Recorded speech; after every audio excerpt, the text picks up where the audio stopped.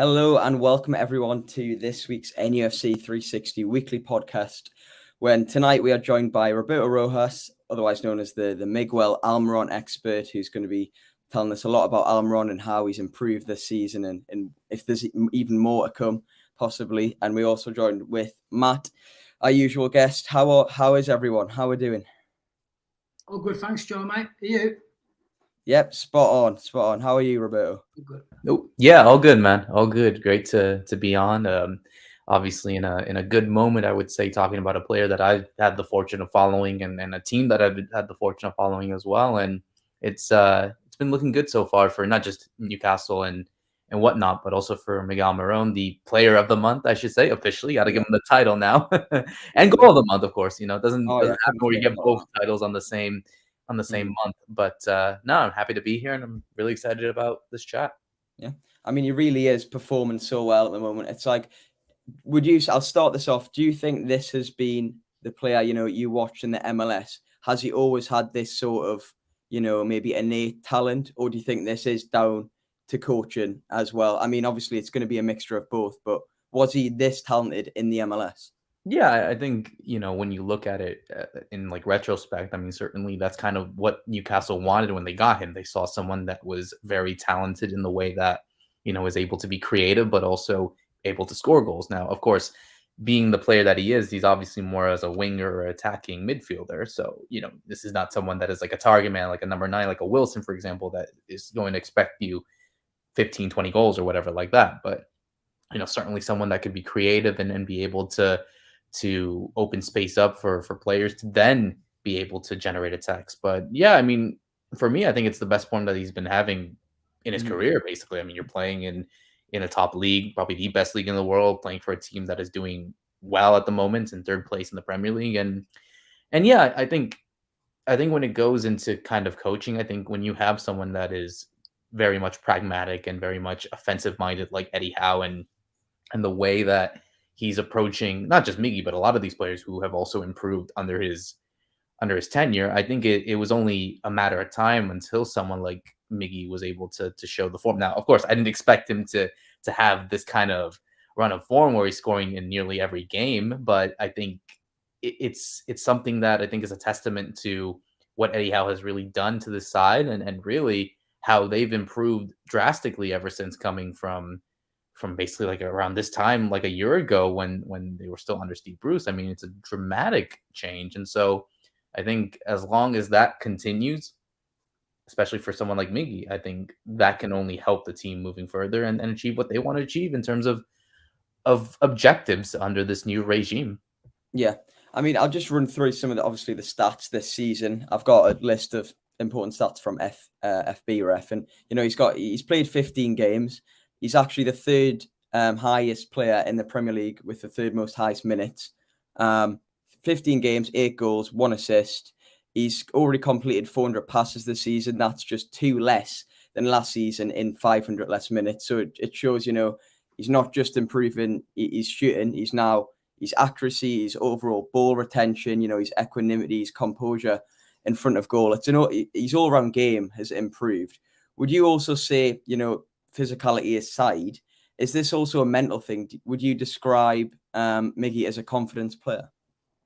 Yeah, I mean, I think, initially when he first came in, I think I always go back, this is like now halcyon days when you think about it, but like back in when he first signed, I still remember the first game that he played at St. James's Park when, he was free onto goal right against Huddersfield and, he dinks the goalkeeper and it just hits the post.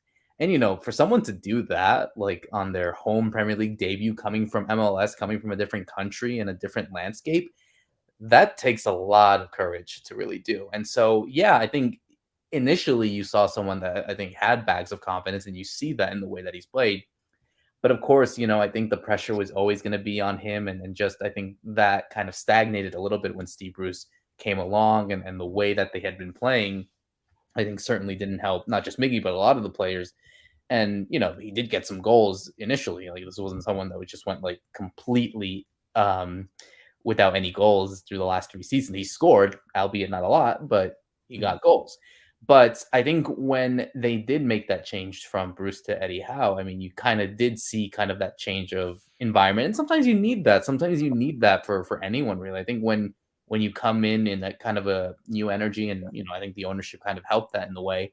I think when you have that kind of like that kind of mentality of ambition and what they want to do, it helps everyone because they understand that, if I'm in a position that is going to help me propel into better things, why don't I help the other team? Why don't I help the rest of the team? And so I think when everyone is in that kind of mood and really clicking, as we see now in the way that they've started the Premier League, I think it was only going to be a matter of time for someone like me to improve. And I think I think once you start scoring and start to get the recognition, why wouldn't you want to be on a high, and why wouldn't you be able to do well and try to improve himself? Again, I'm not saying that I don't want this to happen where he just now goes onto a dry spell and doesn't score for like 2 months, but I think when you already have that on your plate, you kind of taken that out, you kind of taken that kind of monkey off your back, and the pressure is not as big. Now it is, obviously, because he's scoring, and so it's kind of like the expectation is there, but it's not the case like, oh my God, I have to score, I need to improve, No, here it's like it's a bit more relaxed.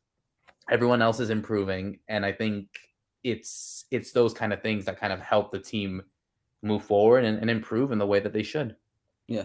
So would you, I'll just like add on to that there, would you amalgamate his sort of improvement in performance alongside with the team, and therefore in that case he should be able to keep, the high quality performances he's been putting in the season up for, the rest of the season? Yeah, definitely. I think we even saw that as early as preseason where he got those goals, and I was kind of expecting, thinking, okay, this might be different because you get a whole new season. You even saw that in kind of the second half of the season under Eddie Howe. Like, okay, yeah, he wasn't scoring. He got like 1 goal that entire season, but the way that he's been playing, the way that he's been demonstrated his effort, his energy, like we all know that, but just the way that he was shooting onto goal, the way that he's picking out passes, he's not rushing with the ball. He's able to think a bit more in a game that is much more like fast, and you have to think quickly, but not that quickly is what I'm getting at.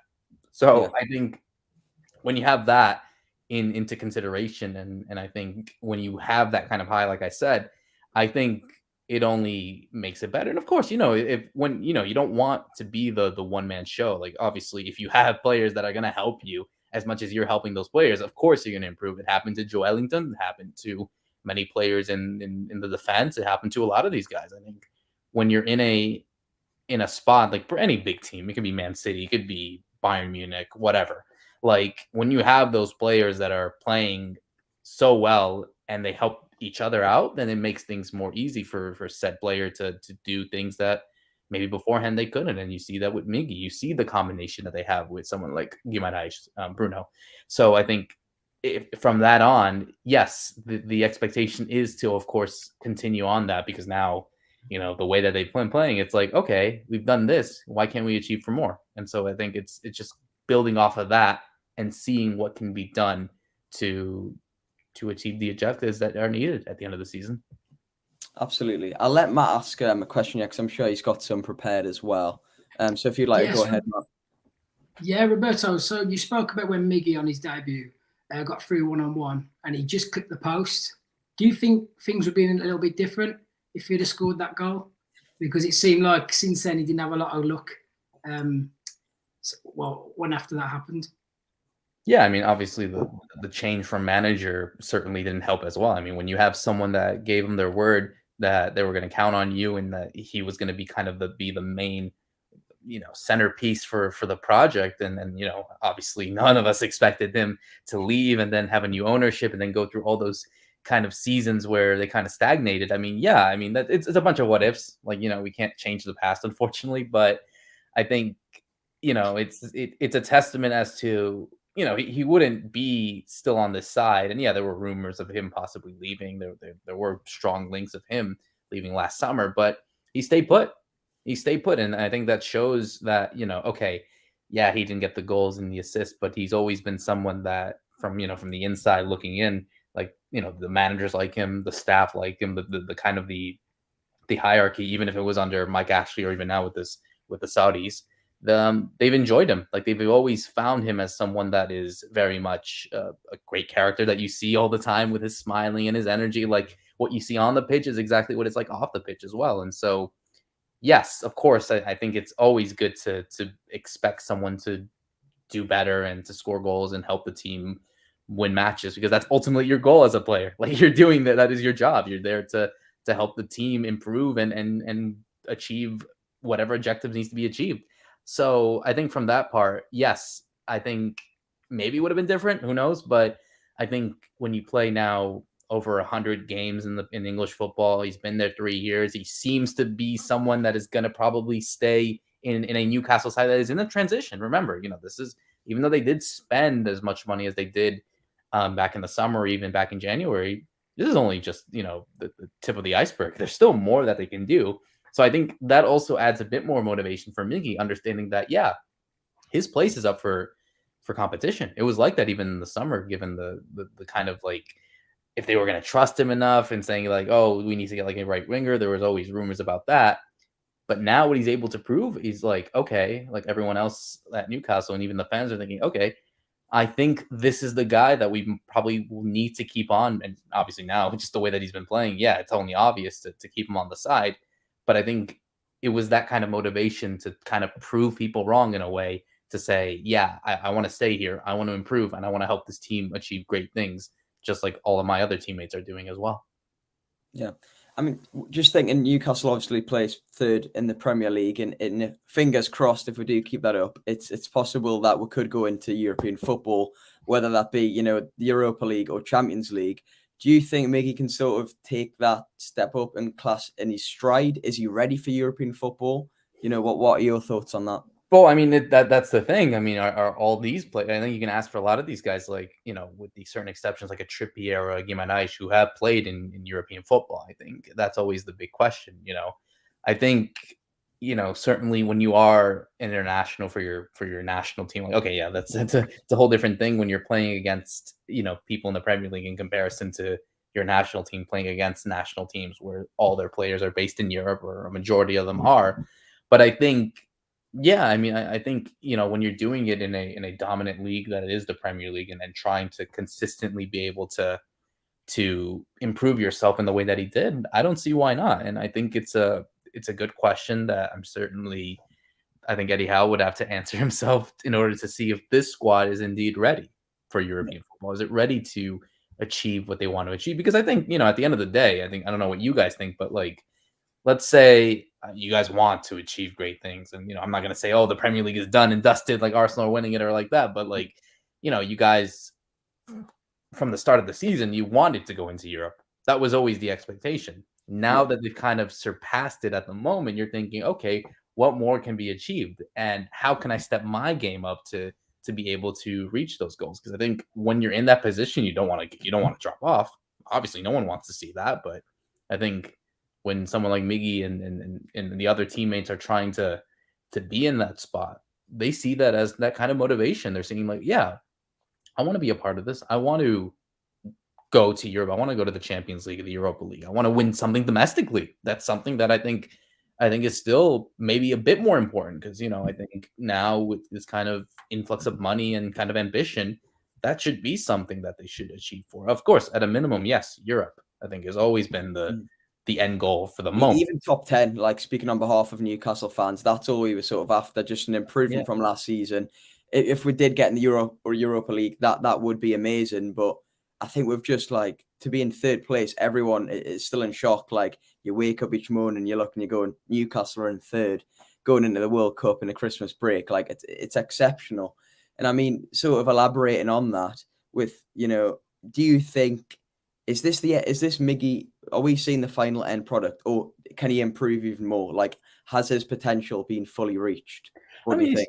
Yeah, I mean, he's still in the prime of his career. I mean, he's just getting started. He's 28, so obviously he's not someone that is going to just leave like that. I mean, he still has a lot to prove. And, I think one of the things that I definitely enjoyed in the game against Chelsea, like, he got his assists. And I think that's always something that I think is useful. Yeah, all good with the goals. And I think that's a huge plus for him and for a lot of people that have always stuck by him. But I do kind of want to see him be a bit more creative, be able to pick out those passes. I mean, yeah, you see the likes of Bruno, Joelinton, Trippier, if he gets in those opportunities, like those kind of players. But I think for Miggy's case, I think he wants to be that kind of all-around player that can do everything. He can score, he can assist, he can help out in defensive need be. He can pick out passes, he can open the space up, those kind of things. I think, and he could do it. I think certainly when you have something that you've already achieved and you want to improve on something else, it could be done. So yeah, I don't think it's the final end product, because now obviously with this kind of World Cup break, Perwan not on the World Cup, so he gets a whole month to rest. And I'm more excited. Like, yeah, the streak has been good of what we saw, but you get him all rested up for a good month, assuming no injuries or anything like that. But like, you get him all rested up, similar to Haaland, of course. Get them all rest up, play some games. I think they have their training base and camp in Saudi Arabia or something. But like, get them in that, then you might see even a much better Miggy. I'm not 100% sure that could happen, but it's definitely the potential of something that could probably even be better than what we're seeing right now. Absolutely. And have you got anything else to add on that, Matt? If you'd like to answer. Yeah. Where would you say his best position is? Obviously, at the moment, we're seeing him right of the front three. But I look back at when he was playing in the MLS, and I think he had 42 goals and assists in 62 games, I believe it was. And I believe he won Player of the Year as well.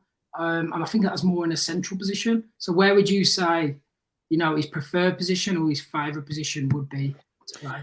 Well, I mean, if you're talking based on goals and form, I mean, the one that he's in right now is certainly his best one, playing on the right, which I didn't expect him to be very much successful in. Like, I always said it for various years, like the best position for Miggy is right behind the striker, right where you can pick out those passes and play them through. And if you have a chance to score on goal, you do it. I mean, that's always been kind of the partnership that he did with Joseph Martinez and Atlanta United, that won MLS Cup and was able to form a deadly duoship there. So I think it's always been that. I mean, yeah, obviously you want him very much more forward in that way. I think certainly you want that kind of player that is certainly very much attacking. Like, I see one of the things that kind of regressed in the way that Newcastle has played is, under Steve Bruce, for example, like being able to be more defensive. And I think when you have Miggy going back in defense and playing sometimes as a holding midfielder, I'm just like, no, that's not him, because you're just wasting a lot of energy there for someone that could bomb forward, that could play out those passes, that could score, as we can see now. Why would you want to waste that on someone that, should try back when needed, but not all the time, having to go back and forth and just waste your energy? So yeah, I think from there, I think, yeah, you definitely want him in that role right behind a Wilson or an Isak or whatever, and or even just playing with the way he's playing right now as a winger, like right there, always in the box, always trying to attack into the final third and going from there. Yeah. I mean, it's been all great. I mean, we're focused on, he's improved so much this season. He's probably, in Eddie Howe's reign of Newcastle, he's probably been the second most improved player. Because, I mean, it's going to take a lot to beat the Joe Linton transformation from striker, to centre mid. But in your opinion, Roberto, what are Miggy's current weaknesses that you think that he might be currently working on, or, that still need to be addressed? So I think one of the things that I think it was only a matter of time. This is something more of a negative perspective of him. And, I don't want to be as negative as anyone should be, but I always say that he's still massively one-footed. I think, yeah, he scored some great goals and he's able to do that. But once he has that ball on his right foot, it almost feels as if though he can't do anything with it. I think that's something that definitely has to be improved. And yeah, of course, it's almost impossible to be, not almost impossible. It's always hard for someone to be ambidextrous and to always utilize it. But, it's an important thing that a footballer needs, to be able to use his weak foot. So I think that's something that I think, definitely a lot of Premier League players or defenders are able to try to stop him if they wanted to. I think from what I've been able to see, I think he's kind of built up a bit more physically. Yeah, he still looks skinny to the common eye, as he's always been, but he has bulked up in that. So certainly the years in English football has kind of helped him get more stronger in that sense. But I think there's always still that fear as well, especially when he's not exactly the biggest physical guy out there. But I think just that from the time being. I mean, I think certainly, you want him to be a bit more creative. I think, the assists, I think, are still something that I think he could definitely improve on. And he can do it, of course. But I think after that, it's just a case of trying to be able to again, like I said, improve that weak foot, still try to pick out those passes and be able to be kind of an all-around player that can help the team moving forward. Yeah. And if we also address off the pitch, this is an interesting one from a personal perspective, because I don't really know the answer to this, but do you know why he hasn't, or as far as I know, he hasn't tried to learn English? Because, in all of his interviews, he gets translated. And I'm just quite curious to know, because, we've seen Bruno Guimaraes come in. He seems to have picked up English really well, very fast. And I'm just wondering, Almiron, he's been here now a few years. Why hasn't he learned English? Yeah, I mean, again, like I'm not in his brain. I don't know how he is able to learn languages like that. It's different for everyone. Like, it's some people just have a knack for it. Some people just don't. I mean, it's like that. Like, I think, certainly, I think the one thing that probably is the most obvious one is that, like, if he is going to do like interviews or something like that, I don't think he wants to be misinterpreted incorrectly or being lost in context, like that kind of thing. I always go back to the example of like Sergio Aguero. He played 10 years in England, and he's only done like a handful of interviews in English. So yeah, he's not the only case. It's probably happened to a few of them, but some people just don't have a habit to learn languages. It's like that. Like, no one's perfect. Obviously, we know that, but I think for a lot of us as human beings, like, it's hard to retain that information. Yes, for me, I would love for him to learn English and do interviews in English. I think that would be great for him, great for the team, great for him to be definitely a bit more marketable in that sense. But from what I know, and like speaking to the people like in his kind of camp, I mean, he understands it well. He's able to understand someone like Eddie Howe, the coaching staff, his teammates who are speaking in that language. So I think from there on, I think that's only needed at that point. Yes, of course. Like I said, it's good to have someone that is able to speak to fans, to journalists, whatever, that kind of thing. But certainly when you've been doing stuff behind the scenes and improving in that sense, does it really matter? Is that that's what I'm trying to get at right now? Yeah, I think it would be beneficial for him and the team and just everything. But I suppose, it's not a main priority. You can I'm assuming he knows simple phrases and stuff for on the pitch, obviously. But it was just, I was just sort of curious to why he hadn't. But no, thanks for covering that. Have you got anything else to add on that, Matt? Yeah, just adding on that one, it's probably just his shy nature. He's probably he comes across quite, quite. He's always been a private person as well. So I think that's still something that is maybe just part of his personality. Yeah, absolutely. And you can sort of see, can't you, in his interviews, and he seems to go quite shy when he's in front of the camera, which is, it's completely fair. I was just going to ask as well, have you saw anything like this before in a player where they've come with high expectations and they might not have hit the heights that you thought they were going to hit, and then it took quite a while now.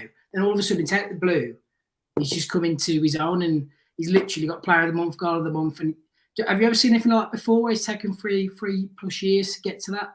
I mean, it probably has happened. I mean, I don't know off the top of my head. Maybe someone like, I'm just trying to think.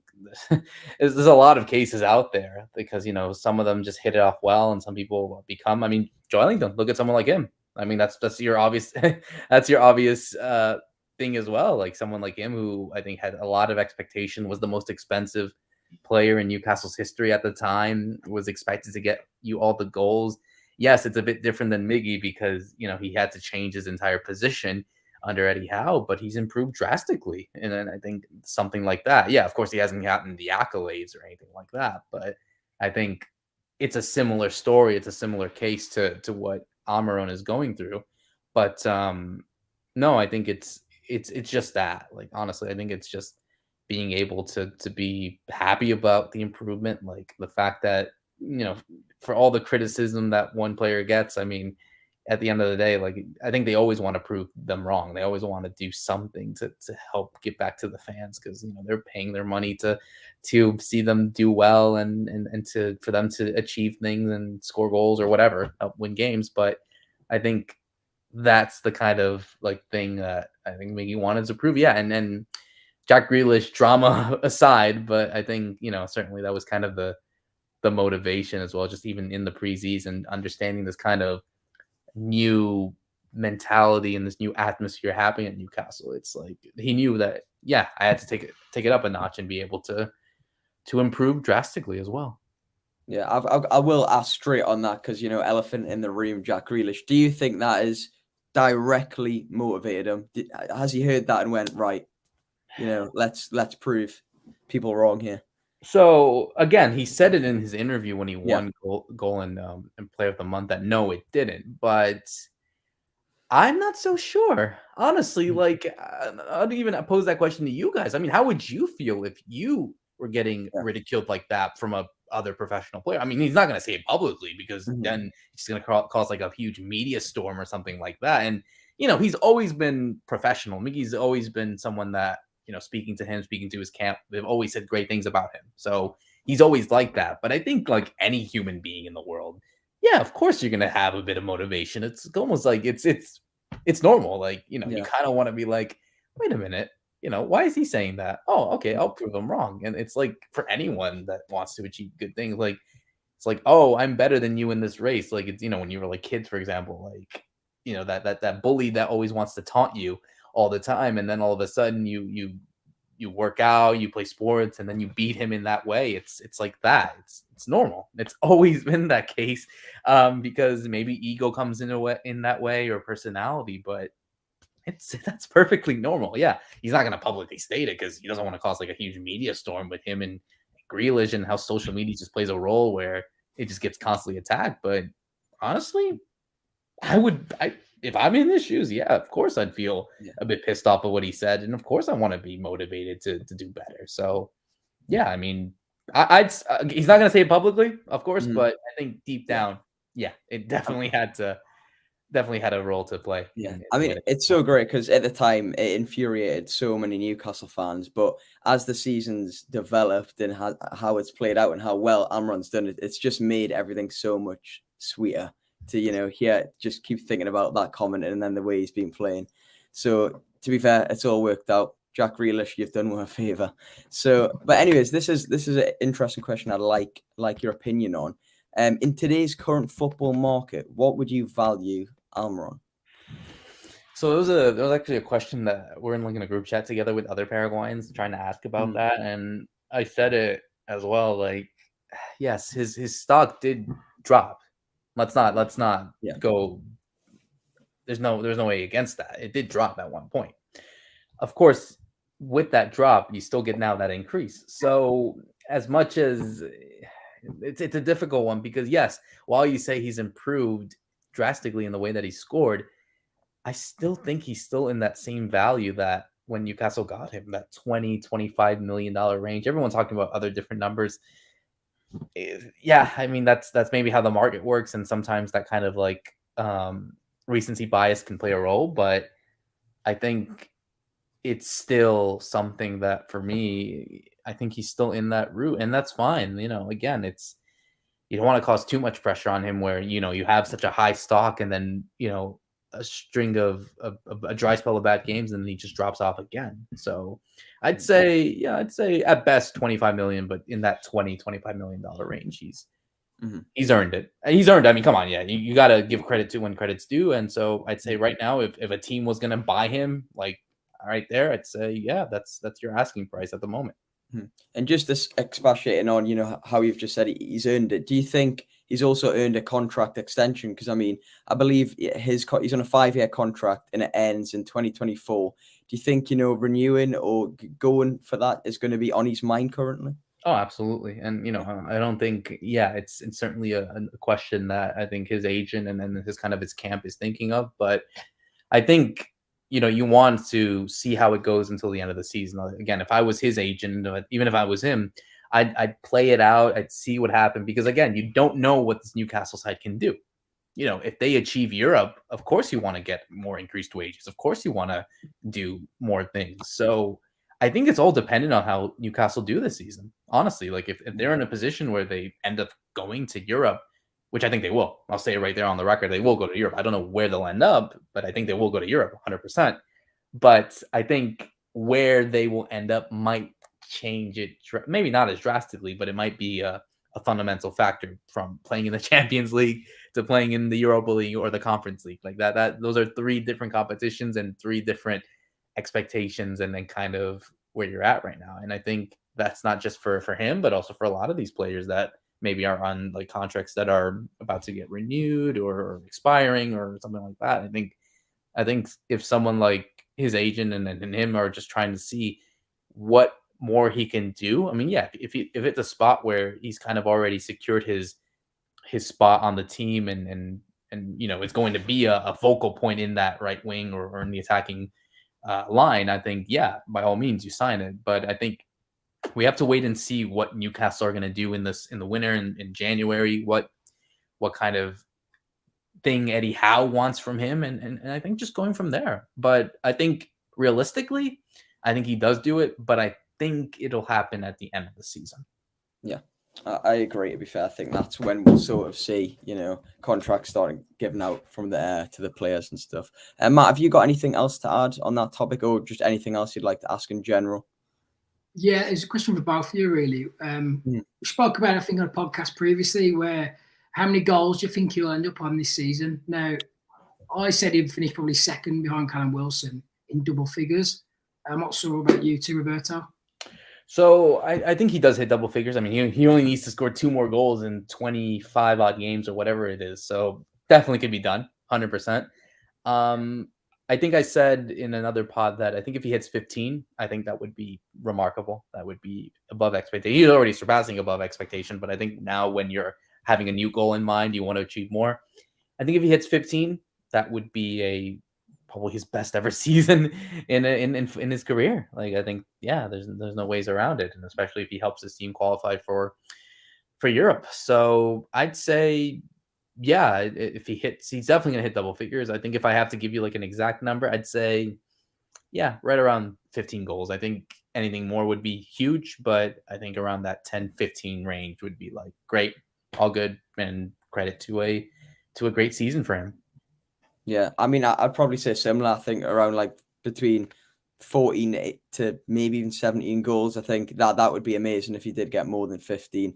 But I would also like to see, because I know he's got that side of his game of, being able to assist players. We've only seen one so far this season, but I would really look forward to, seeing if he can sort of improve that sort of part, at least this season, even though we know he's done it in the MLS. He's done it in previous seasons as well. But yeah, that's my opinion on that. Have you got anything else, Matt? Yeah, just going to say, if he does get offered a new contract, which it looked like he is, depending on how long the contract is, how likely do you see him staying in England for in the Premier League? And what age would he go back to, America or Paraguay? Yeah, I mean, he's 28, so I think, it's always hard to really judge those kind of things, especially when you're on top form. And I think, for some, they're able to play until their late 30s, and some go out earlier. And I think for someone like Miggy, I think, obviously with the next World Cup happening in the States and this new process, I think he'll be 32 by then. And right around there is where you think, like, yeah, if you're still in Europe, then you've done enough. And I think after that, I'd say if he does renew his contract, it might be his last one. Again, of course, unless some like big offer happens or like he just is not a part of the team anymore. But I think if he does renew his contract, I think that might be where as it goes. I mean, I look at someone like Federico Fernandez, for example. Like he's played so many years in England, and he's always been someone that occasionally was a starter, sometimes a sub, sometimes not even on the team, but he was always there. And I think I see a similar spot to Miggy, where I think if he continues his form and is able to gain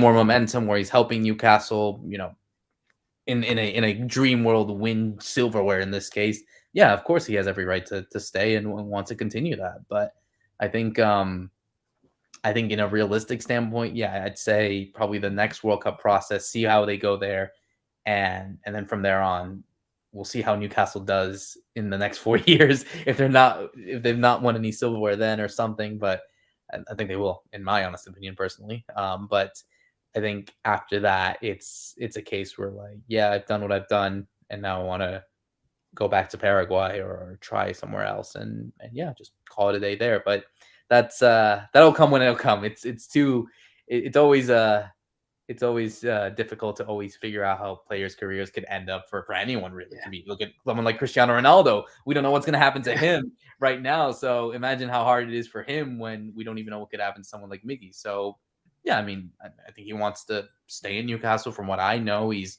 very happy there. He's got his wife, his son. He's very much content there. The people treat him well. So yeah, and you're playing on a team that's doing well. So why would you want to leave? And also, it's Newcastle, like literally the city of Newcastle. Like, why would you want to leave at that point?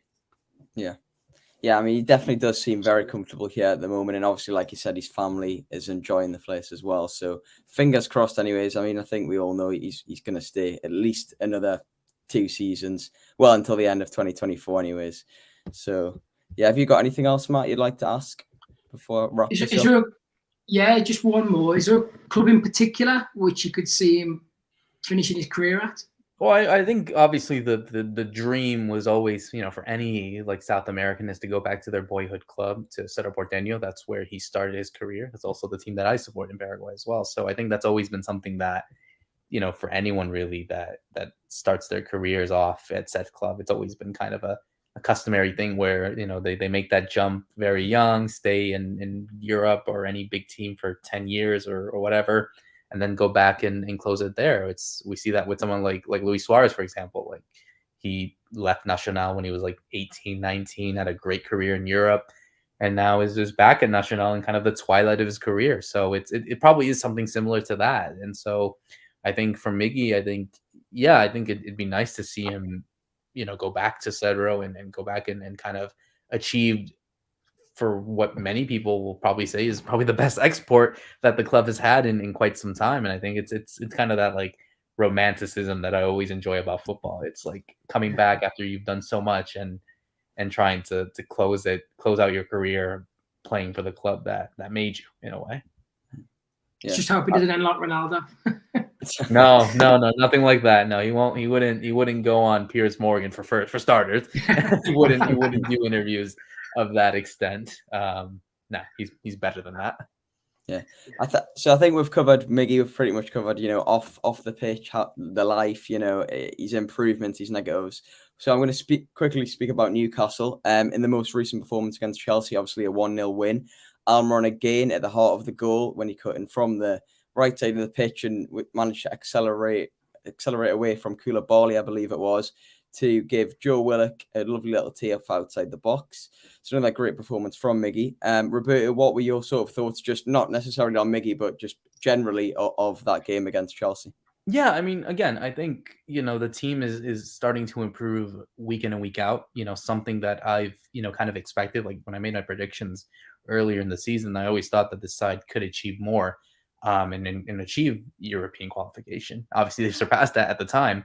But I just see the side with a different energy to them, very much more, high pressing, very much more secure in the way that they play, where, all the players are staying on their lines, being able to be comfortable within each other. I think when you have players like Callum Wilson, who, is very important to the side, and even like Guimaraes and, even Miggy aside, but looking at players like Trippier, like Dan Burn, like Shaw, Nick Pope in goal. I mean, yeah, that's it. It almost seems as they've improved so much that you don't even notice that they've only spent whatever amount for a side that has this ridiculous amount of surplus.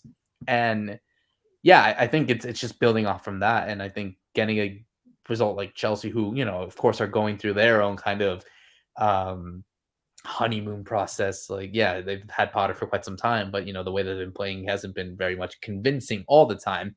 Whereas Newcastle, they definitely are playing full of confidence. You can see that every week when, watching them and watching how Eddie Howe is helping the side. And I think it's here to stay. Like, I don't see them dropping off. Yeah, they'll probably have some maybe little blips playing against maybe bigger sides who are probably better, like still got to play Arsenal, still got to play like, other teams as well. So, but I feel like these guys, they're not afraid of that challenge. Like they can get results. They're not someone where, you have to hope and defend for your life like they did under Steve Bruce against these big teams like a Liverpool or a City and Arsenal. No, I see them now as a team that is very fearless and can go on the initiative, can have them play their way. Like it's something that is very cool to see, and it helps someone like Miggy get confidence because it understands that, we're not these like lesser teams anymore. We're here to compete. We're getting the results, and we want to change that mentality. So yeah, I think overall, especially in the game against Chelsea, it was a testament to say that this side is very much different in the way that they play, and I think it's here to stay in the way that they'll tackle the rest of the season. Yeah, I think Newcastle are actually one of the very few teams in the Premier League that can play and have developed an identity and can play with that identity consistently week in, week out and perform to the level we are.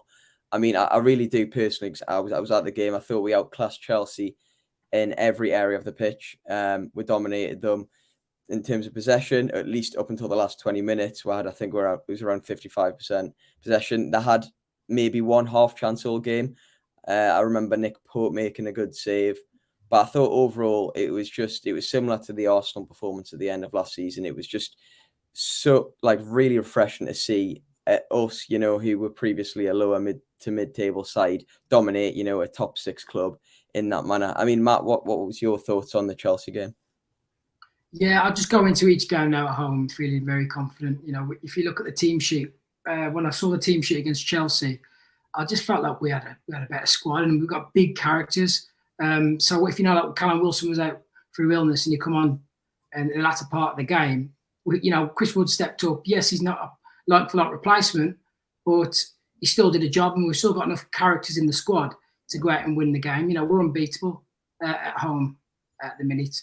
And it goes to show, if you look at the characters in the squad like Bruno and Kieran Trippier and Joe Linton, we've got so many leaders down the pitch that you feel like no matter who's going to come to St James's Park, we're going to beat them. And it went to show. I don't feel like Chelsea had really had a proper sniff on goal apart from that Conor Gallagher chance, but that was just through a slight mistake from Trippier. So yeah, I'm feeling very confident. Mm-hmm. I'll do a couple more quick fire questions and then we'll wrap it up. I'm just going to go quickly. You don't have to elaborate. Where do you think, I'll start with you, Roberto, just give us a position. Where do you think Newcastle will end the Premier League season? Oh, man. I mean, it's always good to dream. I think certainly if they do win this, which they can. I'm not saying that right now they will, but they can do it. Not impossible. But I think just the way that they've been playing, I think they will struggle a bit. It's not, I don't want to be negative, obviously, but I think, then I hope I'm proven wrong. I think they will struggle a bit, but I'm going to keep with my prediction. I said they'll finish in 6th. Well, no, sorry. I thought they were going to finish in 7th, actually. I will move that. I'm going to say, because I still think there are other teams that will probably find form, like your Man United, your Chelsea's, Liverpool as well, Tottenham too. I'm going to say, I think they'll finish 6th. Honestly, I think they'll finish 6th, and I think they'll get into that Europa League spot, honestly. Yeah. I agree. I always change between 6th and 7th, but I do think it's going to be one of them 2 spots. Matt, what do you think? Well, as the season goes on, I keep changing my mind. I did say 7th, but it doesn't seem like we're going to lose at any point, apart from maybe Arsenal I'm worried about. So we're just going to keep winning every game, or at least, not lose many games, because our defensive record is just incredible. So it's hard to say, really. I probably, at the moment, we're looking towards the top 4, but if I'm being a bit more sensible, then I'm going to say 6th or 7th. I'll be happy with that. I'll be happy with any European spot. I really would. Absolutely. And Newcastle next head to Leicester in the next Premier League fixture. I'll quickly ask, what are your score predictions and scorers? Matt, I'll start with you. Okay, so we've got Leicester. I'm going to go 2-1. Yeah. I think Miggy will score again. And I think Joe Linton, I think if he plays well, like he has been, I think he might pop up with a goal as well. Yeah, I don't think we'll concede. I think it's going to be a 2-0. It's always a nice, I remember, I don't know, Roberto, if you've seen this, the clip from about 3 years ago in the Rafa Benitez, where there was about 5 really hard challenges in a row against the Leicester side. It's brilliant. Yeah. It's always a good game against Leicester. So I'll go 2-0. I'll go Willock again to continue his form, and it's an Almiron special, so we'll go for another Almiron goal. So I'll go 2-0. Roberto, what do you think? Yeah, let's make it 3 times the charm. Let's go for a Newcastle win. I think I'll be a bit more cautious. I'll say 1-0 on this one. And why not? Everyone else is saying it. I might as well have to say it as well. I think Miggy gets on the score sheet as well and gets the winner. Yeah, that's spot on. Right. Thank you very much, everyone, for listening to this week's podcast with Roberto Rojas and Matt. And we'll see you next week. Thank you.